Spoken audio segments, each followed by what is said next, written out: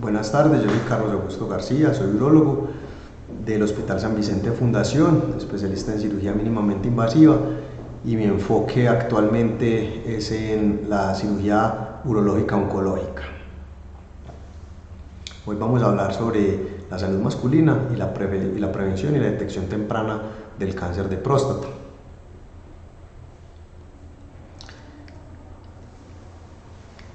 Entonces, ¿qué es la próstata? La próstata es una glándula que tiene el tamaño de una nuez. Ella se encarga principalmente de producir todo lo que es el líquido seminal, ¿cierto? Está en íntimo contacto con varias regiones, principalmente con el recto, o sea, con el intestino. Está antes de la vejiga, y en el medio de la próstata está lo que se llama la uretra, el canal de la orina, ¿cierto? Ella también nos ayuda, la próstata, sobre todo a la diferenciación masculina y a generar hormonas masculinas que nos van a ayudar para tener nuestros caracteres sexuales fecundarios y que nos crezca el vello púbico. Varios otros factores externos y también intrínsecos, o sea, de nosotros, producen el crecimiento de la próstata, principalmente la testosterona. Nosotros como hombres somos afortunados de tener un marcador específico para el cáncer de próstata, que es el antígeno prostático específico, o PSA, que ya todos conocemos. A diferencia de los otros tipos de tumores, la próstata tiene ese beneficio. Esto es donde se localiza la próstata. Está la vejiga, está la parte superior, en el medio está la próstata, está abajo los testículos, el pene y el canal de la orina, que es la uretra. Bueno, estas son las enfermedades que se dan mayormente en la próstata: el cáncer de próstata, la hiperplasia prostática, la infección prostática o inflamación crónica, que es la prostatitis, pero lo que nos acomete tratar el día de hoy es el cáncer de próstata. Bueno, entonces normalmente el cáncer de próstata se ubica en la región periférica de la próstata, por eso es que es tan importante el examen manual, o sea, el tacto rectal, y es alrededor del 80 al 85% de los tumores están en esta región. Tenemos que saber también que muchos pacientes, en torno del 60 al 65% de los pacientes, tienen antígenos normales con cáncer de próstata y alguna alteración en el tacto rectal. Entonces, por eso es imprescindible utilizar esos tres exámenes: el examen físico, el examen del tacto rectal y el antígeno prostático. Y la historia familiar es muy importante. Hablando un poco de la estadística del cáncer de próstata, es el segundo cáncer más diagnosticado en el mundo, después del cáncer de pulmón. Creemos que en estos próximos años lo va a sobrepasar al cáncer de pulmón como diagnóstico inicial. Sabemos que es el primer cáncer diagnosticado en los hombres, y anualmente en Estados Unidos y Brasil, que son como lo que nosotros nos basamos en América para nuestras estadísticas, se dice que se diagnostican en torno al 65 mil a 100 mil casos por año. De eso, en los países de primer mundo, se cree que el 30% de los pacientes ya están debutando, son diagnosticados con enfermedades metastásicas, en el cual el tratamiento local ya no es factible de hacerlo. Entonces, por eso es tan importante, más que la prevención, es la detección temprana para hacer un tratamiento adecuado del cáncer de próstata, ya que en la enfermedad metastásica los tratamientos no son curativos. Sabemos que por las estadísticas 1 de cada 6 hombres tendrá cáncer de próstata. Los principales factores de riesgo son los de raza negra, los afrodescendientes, los pacientes que tienen familiares de primer grado, o sea, padre, hermanos o abuelo, y nosotros los hispanos tenemos un factor de riesgo aumentado para el cáncer de próstata. En esos pacientes, en esta población, nosotros debemos empezar a hacer el screening o la búsqueda activa desde los 45 años. En la población sin cáncer, sin historia familiar y que no sea con estos otros factores de riesgo, se debe empezar a buscar a los 50 años, ¿cierto? Y a nivel mundial se dice que cada 38 minutos muere un hombre por cáncer de próstata. Entonces eso es muy importante. El diagnóstico, como les había dicho, principalmente se hace con el antígeno, que es un examen que se hace en sangre y un examen relativamente barato. El tacto rectal, que es un examen indoloro que dura en torno de 10 a 15 segundos, Cuando hay algo sospechoso ya acudimos a los métodos diagnósticos, que es la biopsia transrectal guiada por ultrasonido o por ecografía y la resonancia multiparamétrica de la próstata. La resonancia multiparamétrica de la próstata es lo que más viene en boca en estos momentos para el diagnóstico inicial. Hay otros métodos también, pero tal vez este sea el método mucho antes de realizar la primera biopsia para los pacientes. Esto es más o menos como se hace la biopsia transrectal de la próstata. Hay un ecógrafo que muchas veces puede ser el ecógrafo de la biopsia transvaginal o un ecógrafo para biopsia transrectal, pero la mayoría de las veces es el de las mujeres. Se hace una esterilización adecuada y a través del recto se empiezan a tomar esas biopsias, ¿cierto? Por eso los pacientes deben tener un preparo intestinal, deben tomar unos antibióticos antes y después de la cirugía, de la biopsia, por el riesgo de contacto o de translocación de bacterias del recto hacia la próstata, que son las principales complicaciones de este procedimiento. Es un procedimiento que normalmente es simple, que se hace con una sedación o a veces hasta con anestesia local, pero el sangrado urinario y la septicemia o la sepsis de origen urinaria también es una de las complicaciones de las biopsias transrectales de la próstata. Se puede prevenir o podemos de alguna forma decir que no nos va a dar cáncer de próstata con algo. Es poco probable, ¿cierto? Hay muchos estudios, se han hecho estudios dándole altas dosis de tomates para los pacientes, pero ninguno ha mostrado beneficios. Se ha tratado estudios con selenio, con vitamina E, tampoco se falló, ellos fallaron en mostrar el beneficio para el cáncer de próstata. Pero sí hay varias cosas en las que podemos hacer. Uno es el control del peso corporal. Los pacientes obesos tienen un cáncer de próstata más agresivo.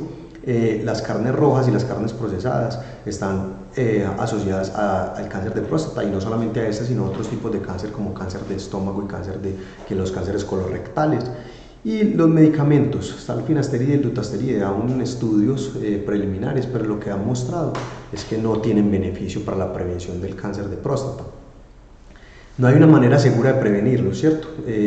Lo que se puede hacer es hacer un diagnóstico precoz, porque dependiendo del grado del diagnóstico de cáncer de próstata será el tratamiento. Y es más, hay muchos pacientes en los que se hace el diagnóstico y no necesitan ser operados o irradiados. Los síntomas, como todo cáncer inicial, es asintomático. En etapas avanzadas los pacientes pueden presentar dificultad para orinar, orina con sangre, dolor óseo o eyaculación con sangre, disfunción sexual ya en las etapas más avanzadas. Siempre el paciente con cáncer de próstata en estadios iniciales o que está dentro de la próstata y algunos estadios que está metastásico, los pacientes son asintomáticos. Por eso es que hay que decirle a los pacientes el control con el urólogo. Estas son las etapas del cáncer de próstata, según la Asociación Americana de Oncología, va de 1 a 4B, y los grupos de riesgo son muy bajo, intermedio, alto y muy alto. Esos grupos de riesgo nos sirven para hacer los tipos de tratamiento. Dependiendo del resultado de la biopsia, yo voy a decir en qué grupo de riesgo está ese paciente. ¿Y por qué es importante? Porque hay pacientes en los que les va a ir o el cáncer es un poco más agresivo y tiene mayor riesgo de tener metástasis a corto plazo. El valor del PSA es muy importante para nosotros definir este grupo de riesgo. Cuando tenemos este diagnóstico, el cáncer puede ser tratado de forma localizada con la cirugía, radioterapia, braquiterapia, o en algunos casos, como es el cáncer de próstata de muy bajo y bajo riesgo y algunos riesgos intermediarios, se puede hacer una observación. Porque vemos que la mortalidad en 10 años del cáncer de próstata de esos grupos es muy baja. Entonces, de una forma segura y con una patología confiable, podemos observar a esos pacientes. Entonces, los pacientes, dependiendo cuando vayan donde el urólogo y él les diga el grado de cáncer que tiene, hay varios procedimientos que se pueden hacer. En los estados ya más avanzados, los procedimientos locales, la radioterapia, la cirugía ya no están indicados, porque ya es un cáncer que se salió de la próstata. La mayoría de las veces se hace o quimioterapia o terapias hormonales y en algunos casos seleccionados se hace radioterapia de las metástasis, pero sabemos que cuando el cáncer está avanzado ya no hay tratamiento local ni hay tratamiento con intención curativa. Tenemos acá un videito de cómo va a ser el procedimiento de cáncer de próstata. Este es el primer video, es el procedimiento de cirugía abierta. Vamos a mostrar de forma rápida cómo es la próstata y en qué región se localiza. La próstata está, como les dije, entre la vejiga, que es esta manzanita superior, y abajo, que está el canal de la orina, que es la uretra. Atrás de la próstata, ahí es donde nacen la mayoría de los cánceres, como les dije, en la región periférica, por eso el tacto rectal es importante, y atrás están las vesículas seminales, que es lo que nos produce el semen. La cirugía, hay varios tipos de cirugía, entre ellas está la cirugía laparoscópica abierta y la cirugía robótica. Los ganglios linfáticos pueden ser retirados o no, dependiendo del riesgo de los pacientes, del grave riesgo que tengan los pacientes. Esto es como se hace el preparo o la preparación del procedimiento.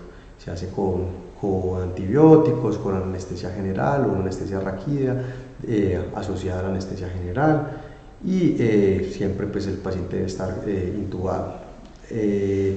Vamos avanzando en la parte quirúrgica y sabemos que la recuperación, dependiendo de la técnica utilizada, son diferentes. Como vamos a ver más adelante, la técnica abierta es una técnica excelente, está indicada en muchos pacientes. Los especialistas idóneos para hacerlo son los urólogos. La subespecialidad de urología oncológica es idónea también para hacer este tipo de procedimientos. Y se hace una incisión pequeña, una incisión suprapúbica, en la que se cae directamente a la próstata, y lo que hacemos es sacar la próstata y juntar la uretra, que es el canal de la orina, con la vejiga, ¿cierto? El paciente queda con eso. Cuando hacemos por vía laparoscópica, este es uno de los procedimientos. En el Hospital San Vicente se realizan en otros 2 o 3 hospitales acá en la ciudad. Hay personales idóneos. En San Vicente tenemos un grupo de especialistas adecuado, y vemos que por vía laparoscópica nos va muy bien y los pacientes tienen una recuperación, un tiempo medio de hospitalización de torno de 24 horas, máximo 1 o 2 días, y la preservación de los nervios y de la continencia en esta cirugía es mucho mejor lo que nosotros vemos cuando se compara con la cirugía abierta, sobre todo en la parte precoz, cuando el paciente va a utilizar menos pañales y va a recuperar la potencia de forma más precoz. El paciente siempre se va para la casa con una sonda dentro de la vejiga, porque nosotros cosemos la uretra con la vejiga para que él tenga este canal otra vez. Y el otro video, que es el video de la cirugía mínimamente invasiva, este video nos muestra de forma un poco más precisa cómo se realiza la cirugía laparoscópica y la cirugía robótica, que en realidad son los mismos procedimientos. El paciente se hacen pequeñas incisiones, más o menos 4 a 5 incisiones en el abdomen, se insufla todo con gas, el paciente va siempre pues anestesia general, y dependiendo del grado de tumor se hace linfadenectomía. Esta es la forma en la que el robot entra y cómo se hace esta cirugía. Tenemos en Medellín en este momento no tenemos cirugía robótica, pero tenemos en el hospital tenemos cirugía laparoscópica con material de muy alta calidad, con lo que podemos garantizar que sea casi igual el mismo procedimiento al procedimiento robótico. Estas son las pinzas que utilizamos en la cirugía robótica, que son pinzas articuladas y pinzas en las que nos da mayor precisión porque nos generan un movimiento igual al de nuestras muñecas, ¿cierto? Es el cirujano urólogo está en la consola robótica, y de forma distal hay otro urólogo o un auxiliar que le está ayudando con el paciente colocando los clips, y esta es la forma en la que se ve la cirugía robótica.